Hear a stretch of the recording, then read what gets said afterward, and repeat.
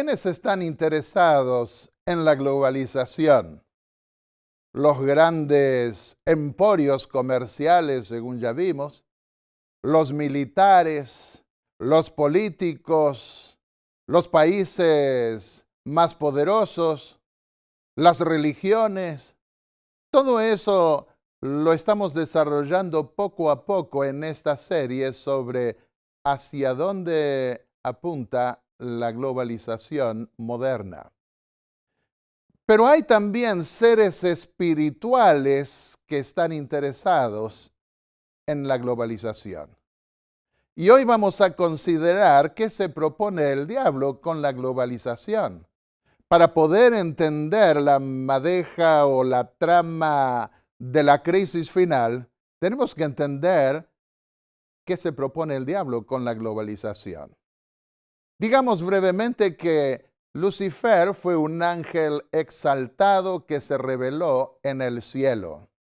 La rebelión comenzó en el cielo. El egoísmo comenzó en el cielo. El deseo de acapararse de la atención de todo el mundo comenzó en el cielo.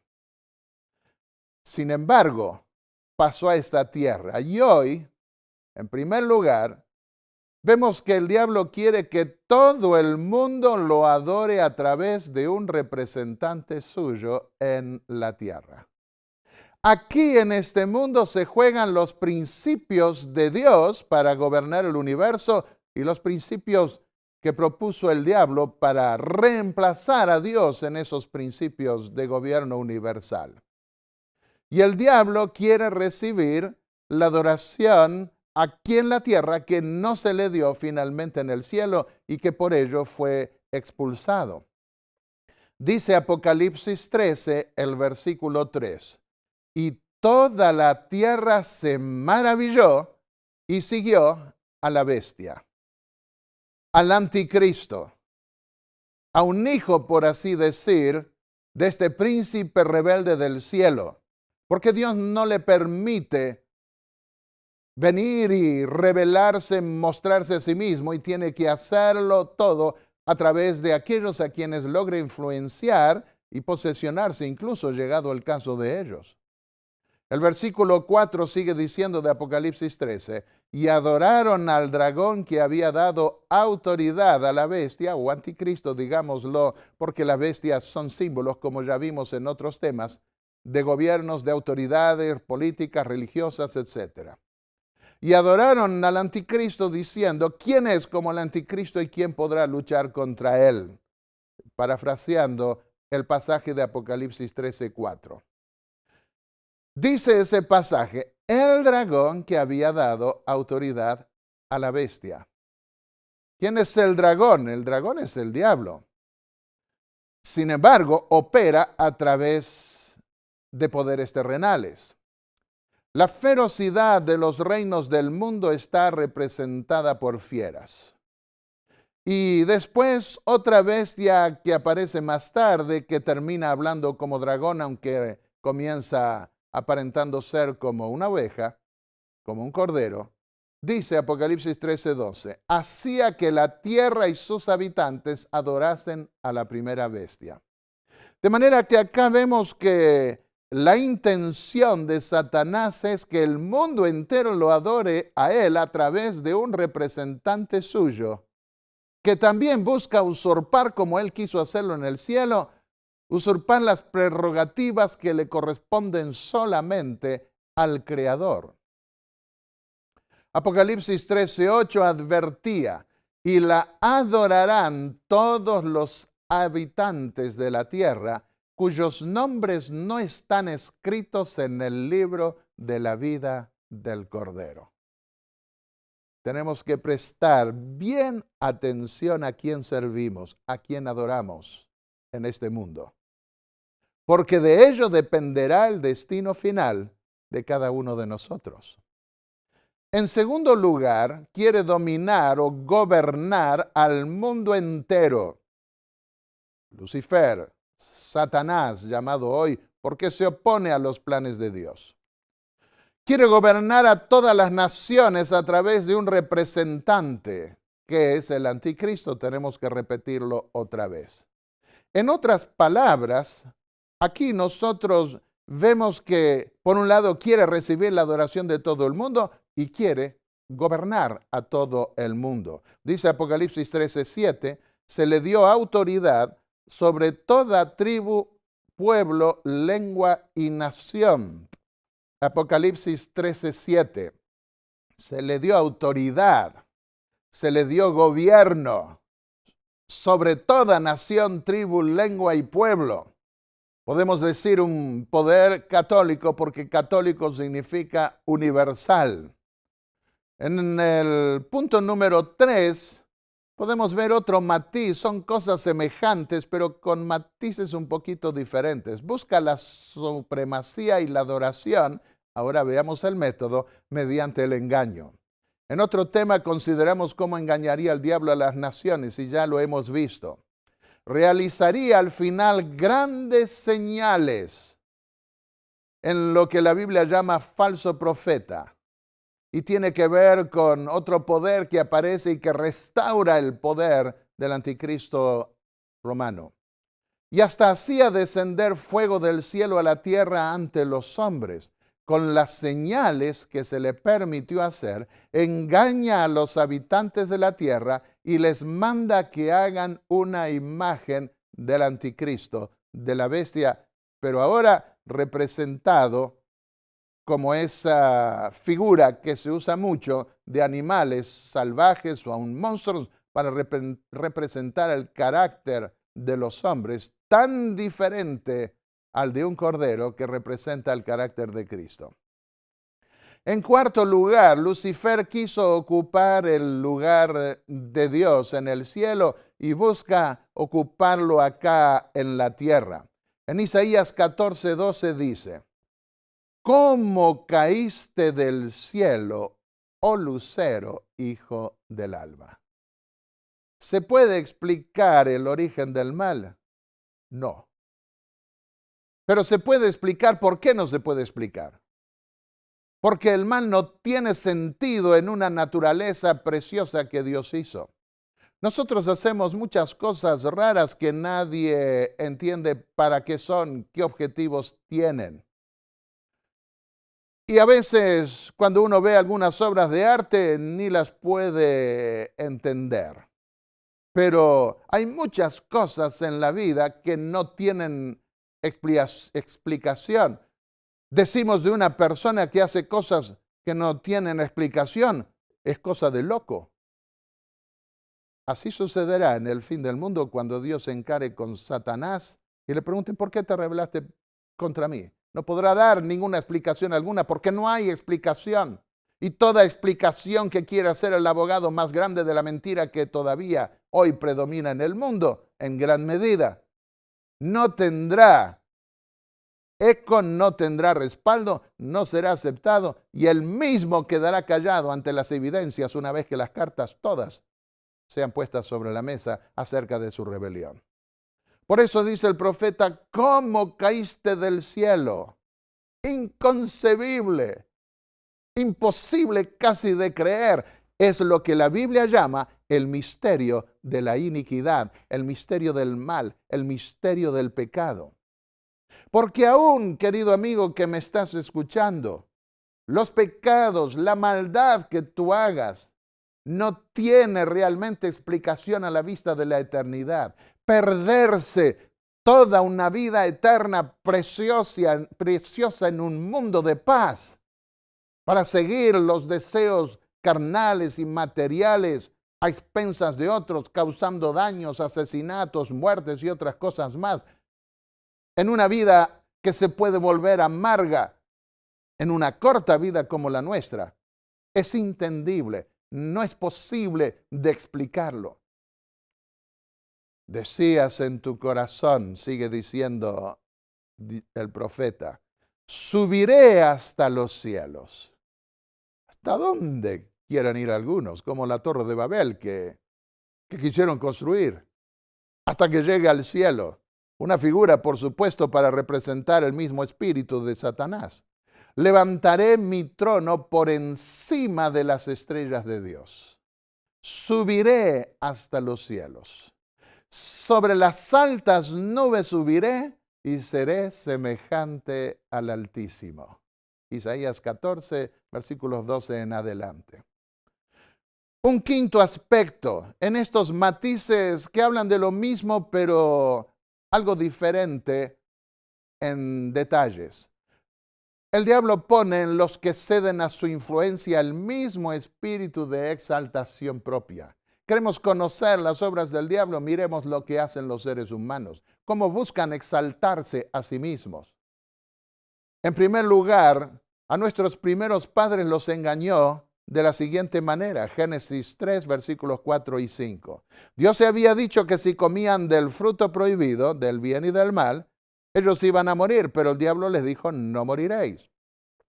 Y acá vemos la primera pretensión de inmortalidad natural. No existe inmortalidad natural en el alma. Eso viene de la filosofía pagana griega. Muchos creen que vamos a vivir, no importa si pasando por un purgatorio, pasando por lo que sea, o eternamente en el infierno, o eternamente en el reino de Dios. Eso es mentira. En el reino de Dios sí viviremos por la gracia de Dios eternamente, pero los que estén en la tierra o los que se hayan revelado perecerán, serán quemados, se volverán cenizas. No moriréis, sino que seréis como Dios. Todas esas filosofías orientales que pretenden desarrollar el poder de la mente, que pretenden desarrollar pensamientos y otras cosas superiores, esconden el veneno de la serpiente. Pretenden hacerle creer que uno va a pasar a una esfera superior. ¿Y cómo comenzó todo esto? Me gusta cómo lo explica Elena de White en el libro El conflicto de los siglos y también en el libro Patriarcas y Profetas, y hay otros libros más en donde ella da más detalles del comienzo del mal. El orgullo de su propia gloria le hizo desear la supremacía. Al principio Satanás había ocultado su obra bajo una astuta profesión de lealtad para con Dios. Aseveraba que se desvelaba por honrar a Dios, afianzar su gobierno y asegurar el bien de todos los habitantes del cielo. Mientras difundía el descontento entre los ángeles que estaban bajo sus órdenes, aparentaba hacer cuanto le era posible para que desapareciera ese mismo descontento. Hace unos años atrás le di el libro El conflicto de los siglos a una persona de unos 70 años en la ciudad de Montevideo. Él no había profesado ninguna religión en especial. Y era en la época en donde en Montevideo había una presión política de la izquierda para tirar abajo el gobierno y hasta parecía la expresión que caiga la rosca, la tuerca. Se refería al sistema de gobierno, porque querían imponer el suyo, que era de izquierda. Y entonces, al leer el capítulo del origen del mal del libro El conflicto de los siglos, este hombre dijo, así que el diablo fue el primer comunista. Bueno, yo casi solté la carcajada, pero me contuve un poco. En realidad, el diablo podría ser considerado como el primer capitalista o como el primer socialista o como cualquier otro sistema de gobierno. Porque no hay sistema de gobierno en la tierra en donde si el corazón humano no se transforma, no se convierte y sigue siendo egoísta, que represente los atributos de la rebelión del cielo. Mientras difundía el descontento entre los ángeles, dice allí, aparentaba hacer todo lo que era posible para que desapareciera ese descontento. Sostenía que los cambios que reclamaba en el orden y en las leyes del gobierno de Dios eran necesarios para conservar la armonía del cielo. ¿Pero de qué armonía, desarmonía estaba hablando si siempre había habido armonía? Era él que estaba introduciendo veneno. Declaró que el objeto que él perseguía era asegurar la abolición de la ley de Dios, para que libres de esta traba, las huestes del cielo pudiesen alcanzar un grado de existencia más elevado y más glorioso. Y sorprendentemente esto es lo que vemos hoy, aún en iglesias cristianas. Como una ancianita que fue a ver un partido de tenis y como no entendía mucho, en el momento en que guardaban silencio porque iban a reiniciar el partido, empezó a gritar, saquen esa red, ¿no ve que molesta a los jugadores? No entendía las reglas del juego. Y no se puede poner la ley de Dios a un lado. Finalmente, su corazón se llenó de amargura y resentimiento porque no pudo lograr lo que quería. Todo lo malo, decía, era resultado de la administración divina. Eso pasa con aquellos que no logran sus objetivos. En las luchas, en las ambiciones, en los distintos gobiernos que corrompen el sistema democrático de muchos países, se ve también todos tratando de destruir la imagen de todos. Y a veces parecieran darse en algunos sistemas de gobierno o sistemas democráticos luchas de mafias, porque todos se acusan de un mal proceder. Qué triste que se arruine de esa forma los sistemas de gobierno que podrían permitir que se viva en paz. Todo lo malo, decía, era resultado de la administración divina. La discordia que su propio proceder había causado en el cielo, Satanás la atribuía al gobierno de Dios y acusó luego a Dios de ser orgulloso y tirano. Mediante la misma falsa representación del carácter de Dios que empleó en el cielo para hacerle parecer severo y tiránico, Satanás indujo al hombre a pecar, a desconfiar de Dios. Dios sabe que ustedes van a ser como Él. Y por eso les dice que no coman de este fruto. Puso desconfianza primero y luego les llenó de una ambición de la cual no tenían necesidad porque podían estar realmente felices porque Dios les había dado la vida. El mismo espíritu que fomentara la rebelión en el cielo continúa inspirándolo en la tierra. ¿Cuál fue la solución divina? Y esto es lo más maravilloso del Evangelio. ¿Cuál es la solución divina? La muerte cruenta del Hijo de Dios mismo. Dios mismo se hizo carne y se hizo humano para dar su vida en rescate por muchos, por aquellos que quisieran recibir la redención. Y esa muerte cruenta del Redentor reveló la abnegación y humildad divinas de tal manera que el universo entero se asombró de lo que fue capaz de hacer Dios para salvar, si era posible, a un solo pecador. Se vio que mientras Lucifer había abierto la puerta al pecado debido a su sed de honores y supremacía, Cristo, para destruir el pecado, se había humillado y hecho obediente hasta la muerte. Mientras la cruz del Calvario proclama el carácter inmutable de la ley, declara al universo que la paga del pecado es la muerte. El grito agonizante del Salvador, consumado es, fue el toque de agonía para Satanás. Fue entonces cuando quedó zanjado el gran conflicto que había durado tanto tiempo y asegurada la extirpación final del mal. Entonces fue cuando la culpabilidad de Satanás se destacó en toda su desnudez, había dado a conocer su verdadero carácter de mentiroso y asesino, como lo manifestó al principio cuando instó a Caín a matar a su hermano Abel, porque su ofrenda no había sido aceptada por Dios, mientras que la de Abel sí. Se pudo ver que el mismo espíritu con el cual él gobernaba a los hijos de los hombres que estaban bajo su poder, lo habría manifestado en el cielo si hubiese podido gobernar a los habitantes de éste. Sí, mi querido amigo, este mundo es un libro de texto del universo. Y allí tú estás escribiendo algunas páginas también. Y tú puedes revelar el amor de Dios y el carácter de Dios si aceptas los principios de su reino.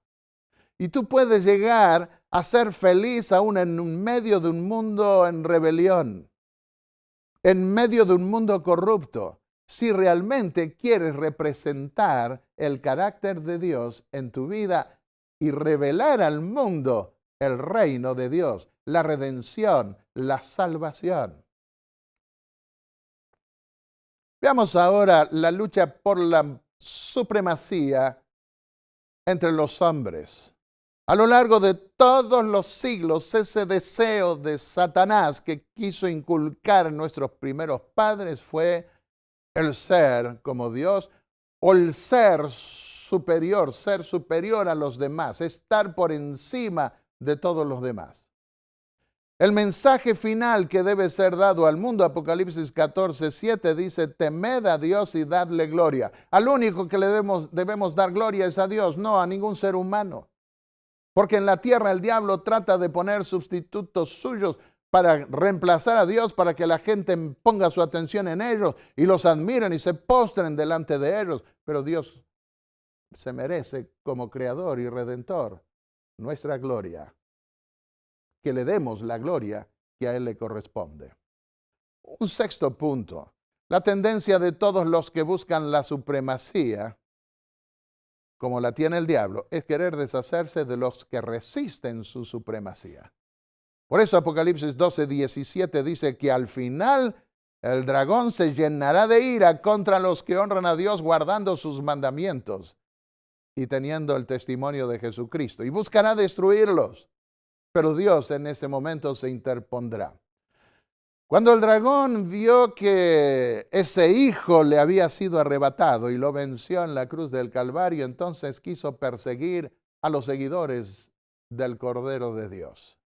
Dice Apocalipsis 12 que el dragón se llenó de ira y se fue a hacer guerra contra el resto de la descendencia. Al final, persiguió por mucho tiempo a la simiente cristiana, pero al final buscaría destruir a los que guardasen los mandamientos de Dios y tuviesen el testimonio de Jesucristo. No nos dejemos engañar por todas esas propuestas de amor, de bondad, de paz, de unión que se está buscando. Se volverá esa propuesta discriminatoria y terrible para aquellos que quieran guardar los mandamientos de Dios. La persecución inicial romana se dio en los circos romanos, quedó reflejado, patentado ese espíritu cruel de Satanás. Entregaban a los cristianos para que las fieras los devoraran. Apocalipsis 13:7 cuenta que se le permitiría al anticristo, que iba a reemplazar a los césares de Roma, combatir a los santos y vencerlos. Y durante la Edad Media, la iglesia romana persiguió y quemó en la hoguera con bulas papales y actos realmente criminales de los más atroces, cumpliendo lo que decía la profecía, que iba a combatir a los santos y hasta vencerlos. Los exterminaron en muchísimos lugares. Apocalipsis 13:15 al 17 se nos muestra que finalmente ese sería el intento último, el intento de Satanás en el fin del mundo. Se le permitió infundir aliento a la imagen de la primera bestia para que la imagen, la reproducción de los principios de unión de iglesia y Estado que se dieron durante toda la Edad Media, que resurgiría, para que esa imagen pudiera hablar y dar muerte a todo el que no adore a la imagen de la bestia. Sí, mi querido amigo, este mundo se está volviendo en muchos sentidos esquizofrénico. He escuchado y he leído a algunos advertir acerca de la tendencia por el terrorismo y por otras cosas en donde se vuelve la gente con más miedo, y a una fiera o a un animal con miedo hay que temerle más que a ningún otro porque se pone terrible. Ordenaba al final que a todos se les ponga una marca en la mano derecha o en la frente y que ninguno pueda comprar ni vender sino el que tenga la marca o el nombre de la bestia o el número de su nombre. En un mensaje anterior mostramos que el sistema de boicot económico iba a ser una especie de coerción benigna, porque significaría que se dejaría morir de hambre a la persona para obligarla a obedecer antes que ir y directamente pegarle un tiro. El diablo, en séptimo lugar, quiere hacer fracasar el plan de salvación para deshonrar a Dios y dañar su reputación del universo. ¿Por qué insiste el diablo si Jesús lo venció en la cruz y lo desenmascaró? ¿Por qué insiste en querer arruinar no solamente esta creación, sino también la obra de redención que hizo el Hijo de Dios? Como se lo ve persiguiendo a los cristianos a lo largo de los siglos durante toda la historia del cristianismo. Es porque Él quiere destruir esa obra de redención, quiere llevar al fracaso esa obra de redención, para que todos en el universo se pregunten, ¿y para qué hace tanto esfuerzo? ¿Para qué Dios dio semejante acto de dar a su Hijo y no sirvió para nada? Me hace recordar lo que pasó en Ruanda hace unos años atrás, cuando murió una mujer norteamericana joven que fue a redimir a los gorilas que estaban siendo extinguidos. Y ella se estableció sola entre ellos, aprendió ciertas artes de los gorilas de tal manera que los gorilas la conocían y defendía los derechos de los gorilas hasta que alguien la mató a ella con un cuchillo por la espalda. Como vivía sola, nadie supo hasta el día de hoy quién fue. Y vinieron grandes personalidades a honrar la vida de esta mujer, que había dado su vida por los gorilas. Y había allí un pastor adventista que había levantado una universidad adventista en Ruanda y miraba a la distancia los gorilas que estaban allí y por allí se preguntó, pero ¿y estos gorilas entendieron o entienden o saben que realmente esta mujer vino a dar su vida por ellos? Eso es lo que quiere Satanás, que nosotros no podamos entender. Hacer inútil la redención de Cristo. Que la muerte de Cristo no sirva para nada y burlarse así de Dios. Hiciste semejante sacrificio, nadie te sigue, todos me adoran a mí. Pero habrá un remanente en el mundo entero que honrará a Dios y solamente a Dios, guardando todos sus mandamientos. Se deleita el diablo en la guerra y por eso quiere dejar a Dios sin representantes en este mundo y lograr aquí la honra que se le negó en el cielo. Jesús lo llamó príncipe de este mundo. Algunas láminas que hacen del diablo lo hacen hasta casi como bonachón, como una persona vieja, y si no otras como dragones, como algo terrible. El Apocalipsis reconoce que engaña al mundo entero y se presenta hasta como ángel de luz.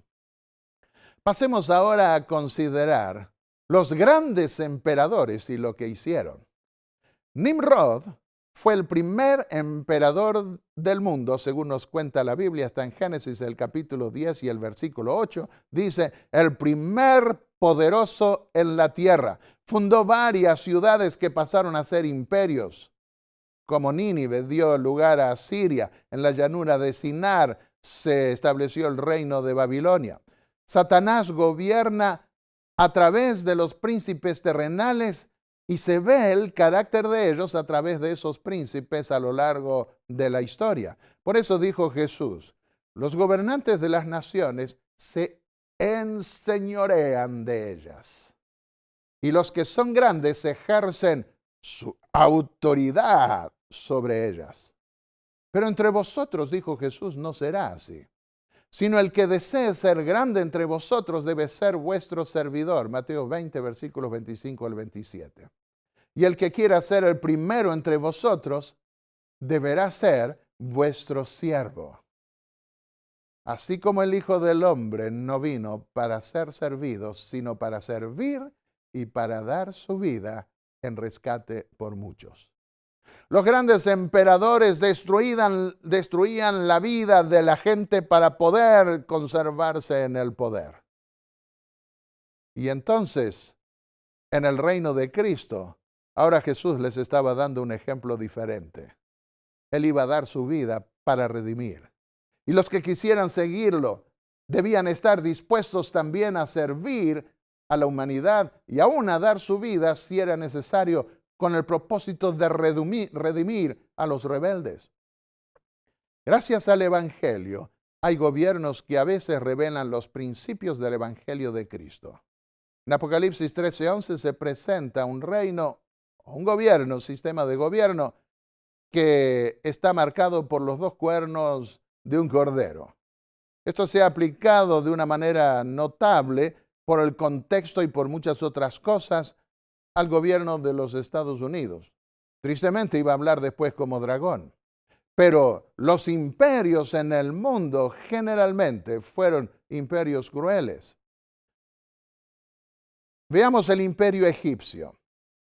El Estado recibe un culto y la persona que como el faraón divino encarna al Estado recibe también culto. Eso nos dice un historiador. El faraón posee el título de sumo pontífice como siendo la imagen de la divinidad y se confiere el atributo de la infalibilidad. Miren ustedes, esto proviene de los emperadores antiguos. Poder mandar. ¿A cuántos maridos les gusta mandar y que la esposa no les discuta? Bueno, no voy a entrar en esa polémica porque a veces hay esposas que discuten demasiado también. Pero gobernantes, patrones, líderes humanos, muchas veces se irritan cuando alguien les hace ver sus problemas. No tienen esa amplitud de mente o ese espíritu abierto para captar las necesidades de los subalternos. Y yo no creo que el faraón o los otros emperadores posteriores se creía realmente infalible. Simplemente querían que nadie les discutiera su gobernabilidad. La Neobabilonia, en la época del rey Nabucodonosor, que llevó ese reino neobabilónico a su altura más significativa.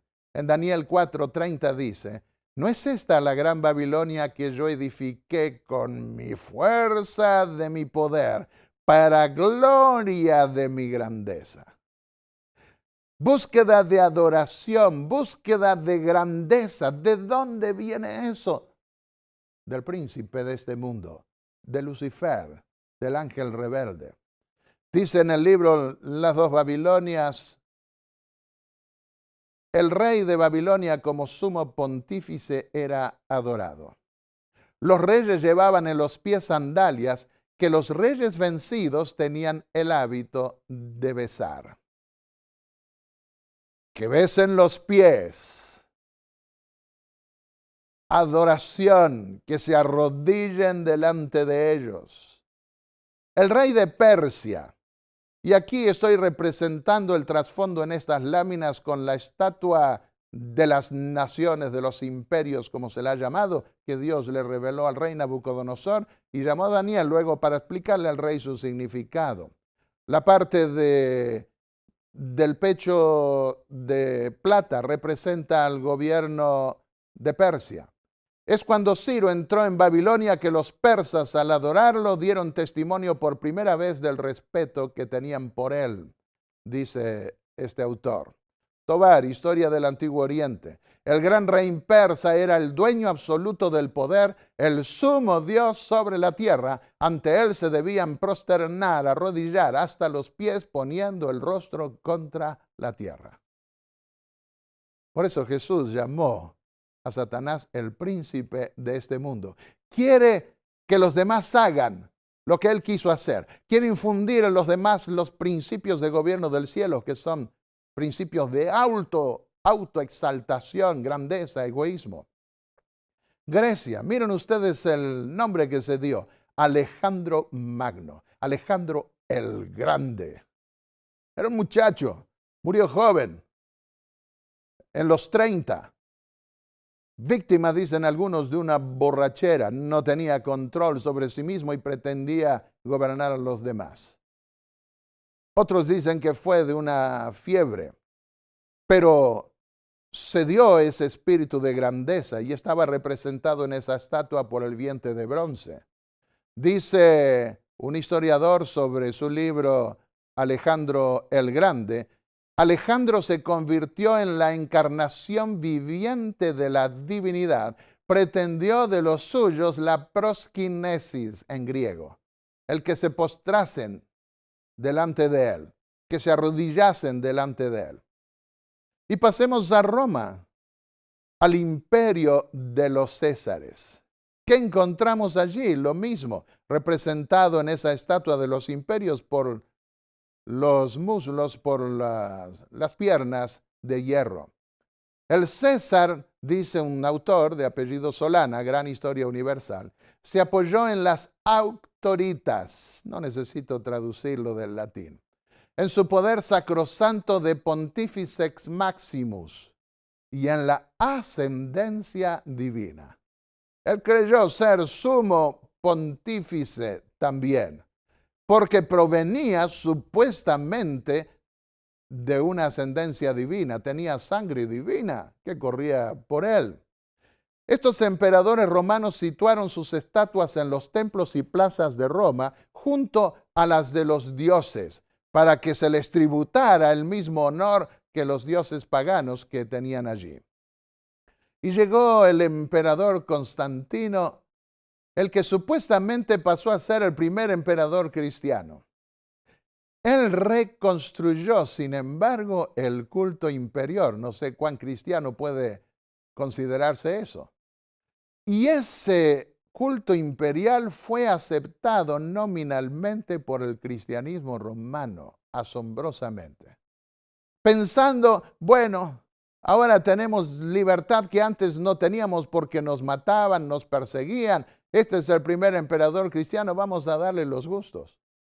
A los títulos existentes que tenían los otros emperadores de Augusto, Pontífice Maximus o Sumo Pontífice, Imperator Perpetuo, Pater Patriae. Al hacerse cristiano, Constantino agregó vicario de Cristo. Ahora quería que los cristianos lo mirasen a él como si fuera Cristo en su lugar. Obispo de los obispos, representante del unigénito Logos. Logos, la palabra de Dios. Él, el representante de la Biblia, de la palabra de Dios, debía estar por encima de los obispos y debían obedecerle a él. Él mezcló el paganismo con el cristianismo. Y también introdujo un ceremonial riguroso tendiente a destacar el carácter divino del emperador. No sé qué clase de conversión habrá tenido para querer seguir con esas ínfulas de ser de carácter divino para que los demás se postren ante él. Tuvo una ceremonia con una túnica de oro, con una diadema y con la exigencia de una prosquinesis, es decir, que se arrodillen delante de él, que después fue adoptada por la Iglesia Católica Romana en relación con los papas, porque la misma ceremonia que existe en la institución del papado romano es la que viene de Constantino. Y el resultado fue la Iglesia Católica Romana. Esa mezcla de paganismo con el cristianismo llevó Constantino su imperio al apogeo, a la elevación más grande del absolutismo del dominio total. Además de los títulos imperiales, los pontífices romanos, los obispos de Roma, agregaron otros, exigieron el mismo ceremonial de que la gente se arrodille delante de ellos. Pero el papado romano se atribuyó títulos más osados. Santo Padre, su santidad. Es asombroso que se hayan atribuido un título de esa naturaleza.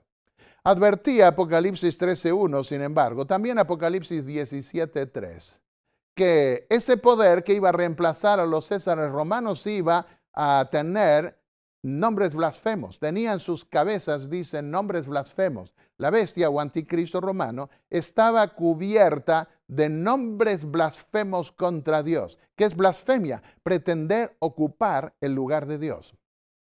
Segunda Tesalonicenses 2, versículos 3 y 4. Nadie os engañe en ninguna manera, porque Jesús no vendrá sin que antes venga la apostasía, la pérdida de la fe original, y se manifieste el hombre de pecado, el hijo de perdición, que se opondrá y se exaltará sobre todo lo que se llama Dios o se adora, hasta sentarse en el templo de Dios, la iglesia, como Dios, haciéndose pasar por Dios. y dígame si no se cumplió. Queridos amigos, el lenguaje de la Biblia no da vueltas, es claro, porque Dios no puede ser engañado. Y para que nosotros no nos dejemos engañar, la palabra de Dios advirtió de lo que iba a venir sobre el cristianismo, que alguien iba a sentarse como quiso hacerlo Lucifer en el cielo para ser adorado, para que la gente se postre ante sus pies, para declararse infalible también como lo hicieron algunos emperadores anteriores, de tal manera que sus decretos, sus bulas y sus declaraciones no se las discutiera. Pretende perdonar pecados, lo hemos visto más de una vez, porque esto es uno de los atrevimientos más grandes.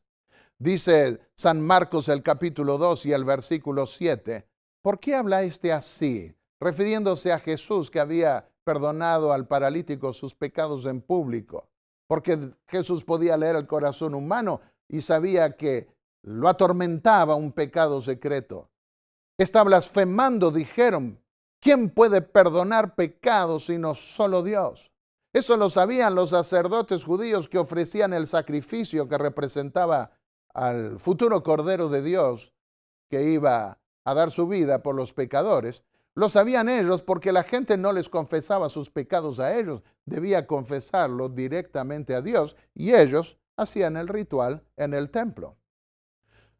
El rey Salomón dijo, 1 Reyes 8, 38 y 39, toda oración y toda súplica que haga cualquier hombre, oye desde el cielo, desde tu morada y perdona.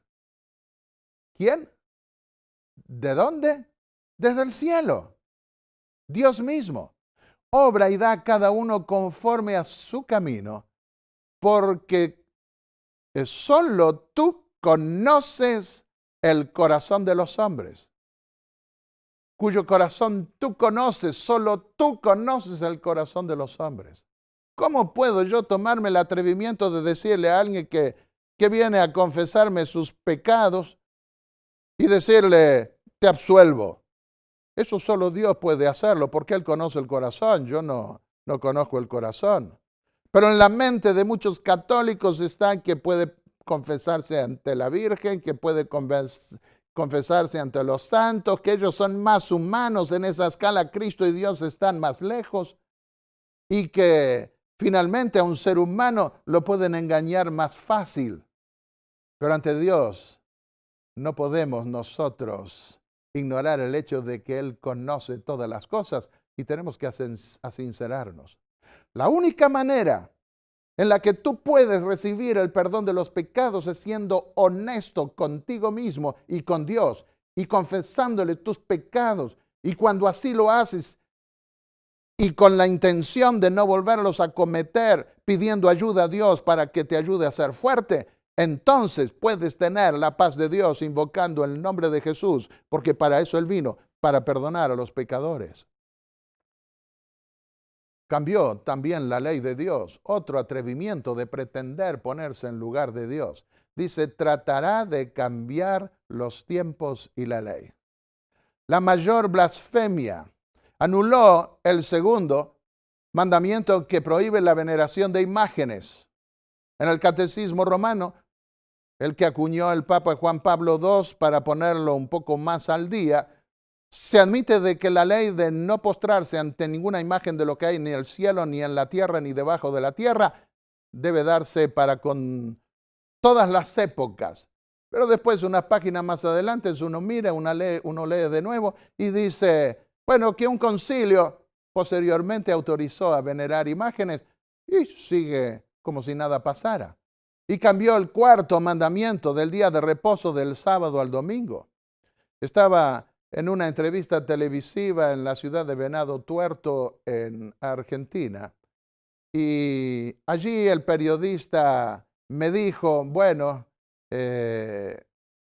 todas las iglesias guardan los mandamientos de Dios. Y yo le dije, no. Leamos los 10 mandamientos tal como Dios los escribió. Y pongamos a averiguar cuáles son las iglesias, si las hay, que guardan esos mandamientos. Santo Padre, el título de Santo Padre. Dios es el único Padre espiritual. Sí, a veces usamos el término Padre espiritual por decir Padre afectivo. El apóstol Pablo dijo que se sentía como una madre que había dado a luz, una ilustración, pero nadie llamó al apóstol Pablo Santa Madre por eso, porque él simplemente quiso mostrar sus sentimientos de querer guardar, mantener la fe de aquellos a quienes les había dado el mensaje. Por eso Jesús dijo en Mateo 23:9, y no llamen Padre a nadie en la tierra, porque ustedes tienen un solo Padre. Se refiere a Padre espiritual, porque padres terrenales tenemos todos nosotros y es correcto decirles papá. Y ese Padre está en el cielo. El Papa Juan Pablo II escribió un libro y comentó este pasaje y dijo, esa tradición se perdió con la costumbre y listo. Pero yo creo en lo que Dios dice en su palabra, no en los comentarios que puedan hacer otros que busquen una arrogancia que no les corresponde, porque les corresponde solo a Dios ser honrado y honrado. Él es el único Padre espiritual.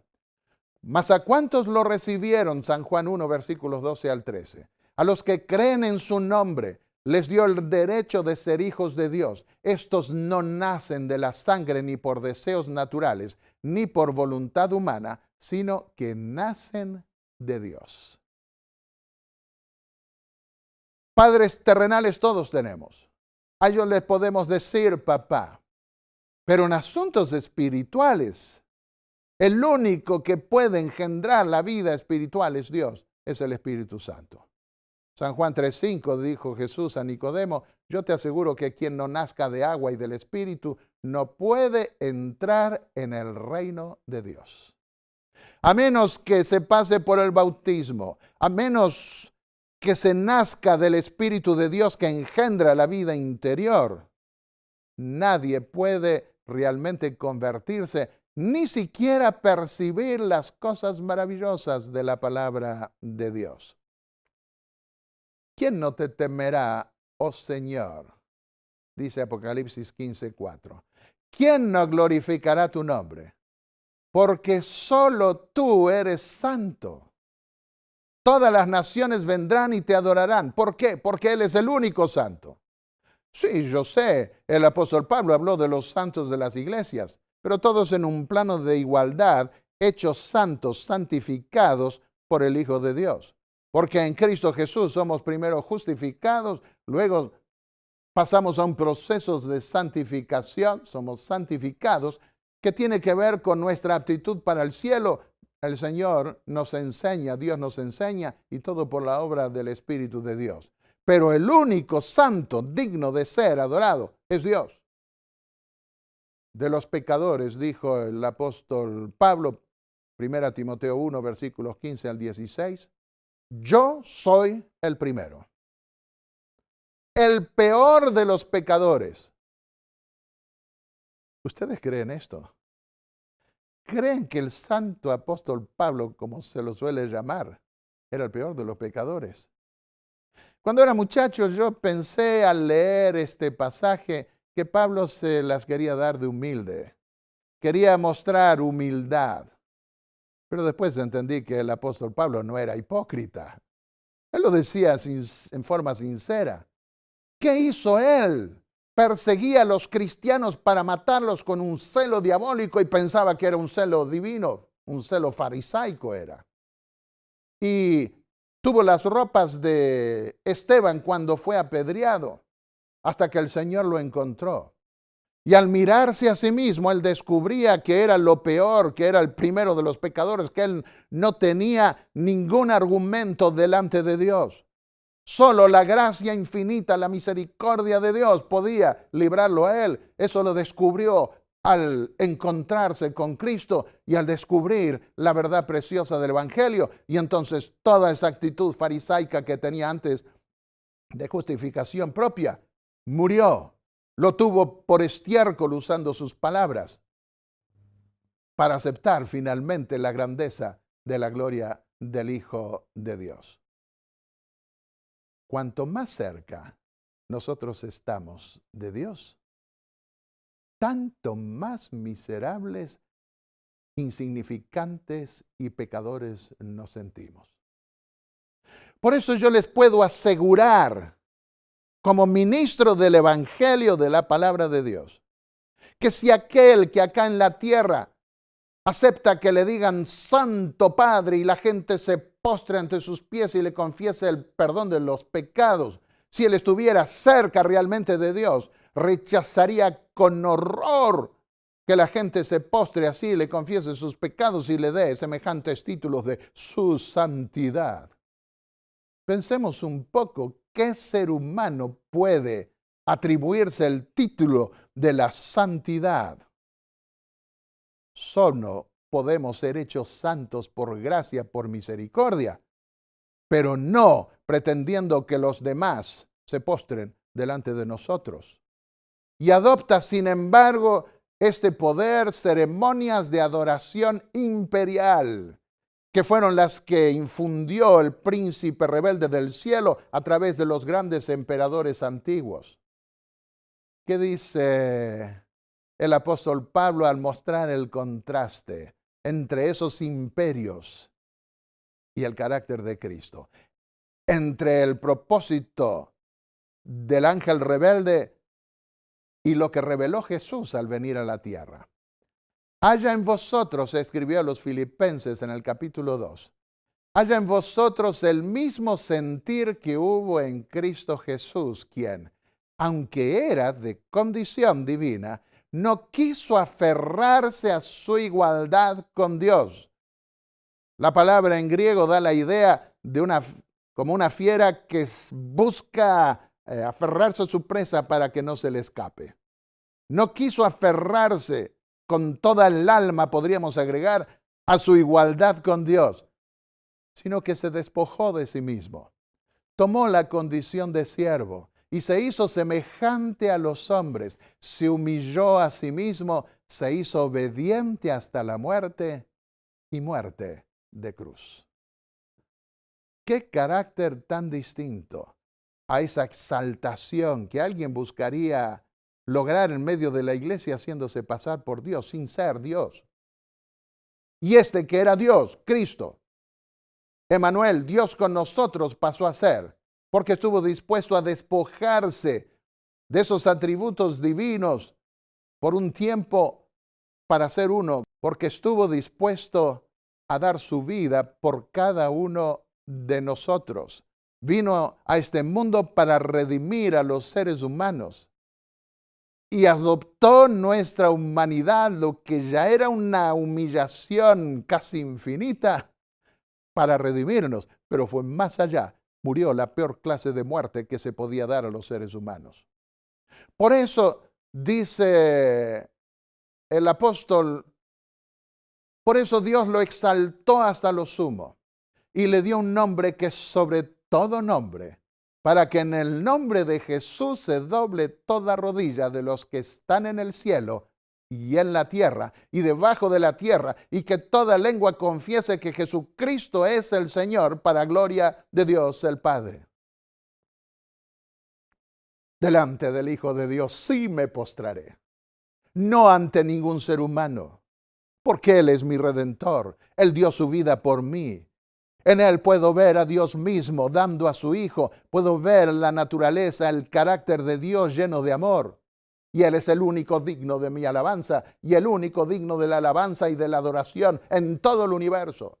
No lo es ni el príncipe rebelde, ni ningún otro príncipe impostor acá en la tierra. Solamente debemos honrar a Dios, postrarnos ante Él, y de Él obtendremos la vida eterna. ¿Logrará su propósito el diablo? Dios destruirá todo imperio que se exalte a sí mismo. Hace unos años atrás estaba dando conferencias en Virginia, Estados Unidos, y una mujer de Bolivia, muy fina, que tenía hijos médicos en Argentina, me dijo, ¿por qué usted critica a otras iglesias? Y le pregunté, ¿a qué se refiere? Y sí, porque yo no veo en otras iglesias que se critique las posiciones de otros. Entonces le dije, bueno, en otras iglesias lo que hicieron fueron quemar vivos por más de 1 milenio. ¿A cuántas personas?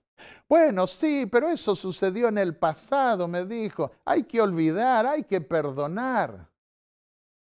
Entonces le pregunté, ¿usted se postra ante un sacerdote y le pide el perdón de sus pecados y le hable desnuda el alma a un ser humano para obtener el perdón de los pecados?